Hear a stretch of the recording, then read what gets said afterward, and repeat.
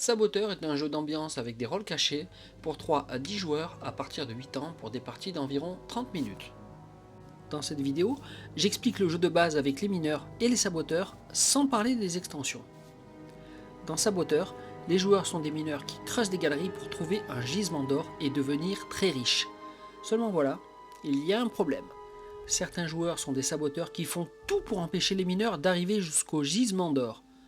Ils mentent, ils cassent des outils, ils causent des éboulements, ils creusent des galeries dans le mauvais sens et ils emmènent les mineurs vers des cul-de-sac.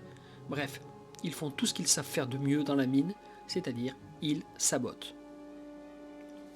Chaque tour de jeu est très simple. Le joueur actif choisit une carte action dans sa main et il doit soit la défausser face cachée, soit la révéler et appliquer son effet. Après avoir joué sa carte, il pioche une carte pour compléter sa main et on passe au joueur suivant. Une manche se termine de deux manières.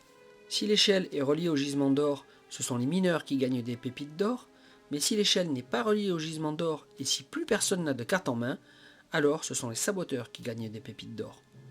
Une partie entière est une suite de 3 manches, et à la fin de la troisième manche, le joueur qui est le plus riche gagne la partie. Dans Saboteur, vous avez 5 types de cartes. Le premier type de carte, ce sont les cartes pépites, qui servent à compter vos points de victoire. Le deuxième type de carte, ce sont les cartes de rôle cachées, qui déterminent en début de partie si vous êtes un mineur ou un saboteur. Le troisième type de carte sont les cartes de départ, l'échelle, et les 3 cartes objectifs, le gisement d'or et les 2 charbons. Le quatrième type de carte, ce sont les cartes d'action chemin qui permettent de creuser dans la montagne, qui permettent de creuser des galeries ou des cul-de-sac. Le cinquième type de carte, ce sont les 3 cartes d'action spéciale. La carte éboulement qui permet de bannir du jeu une carte chemin déjà posée dans la mine, la carte qui permet de regarder secrètement l'une des 3 cartes objectifs pour trouver le gisement d'or, et les cartes outils qui permettent de casser ou de réparer les outils d'un mineur pour lui interdire ou lui permettre de poser des cartes actions.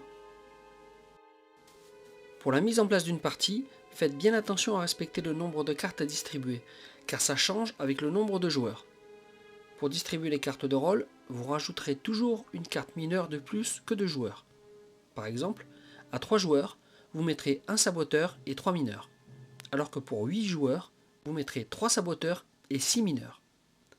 Pour les cartes que les joueurs auront en main, c'est pareil. De 3 à 5 joueurs, on recevra 6 cartes chacun, alors que de 8 à 10 joueurs, on ne recevra que 4 cartes. Pour le partage du trésor, si ce sont les mineurs qui gagnent, on pioche autant de cartes pépites qu'il y a de mineurs, et le mineur qui a relié l'échelle au gisement d'or choisit une carte en premier.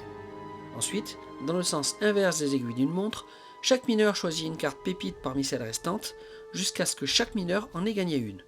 Attention, lorsqu'on joue à 10, on ne pioche que 9 cartes.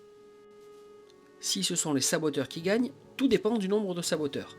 Avec un seul saboteur, le saboteur gagne 4 pépites. S'il y a 2 ou 3 saboteurs, ils reçoivent chacun une carte de valeur 3 pépites.